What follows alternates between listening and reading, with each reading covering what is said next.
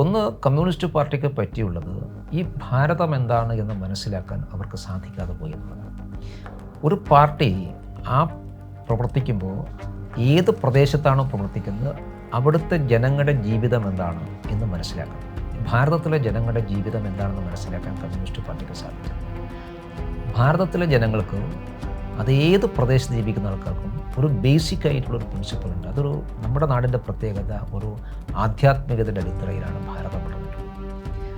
ഇന്ത്യയുടെ ഏത് ഭാഗത്ത് പോയാലും അവിടുത്തെ ഏത് ജനങ്ങളുടെ ഏത് ജീവിതവുമായി ബന്ധപ്പെട്ടും അതിനൊരു ആധ്യാത്മിക ടച്ചുണ്ട്. ഉത്സവങ്ങളാവട്ടെ, കുടുംബങ്ങളിലെ ആഘോഷങ്ങളാവട്ടെ, അല്ലെങ്കിൽ ഏതെങ്കിലും വിശേഷപ്പെട്ടതാവട്ടെ, ഇതിനൊക്കെ ഒരു ആധ്യാത്മിക ടച്ചുണ്ട്.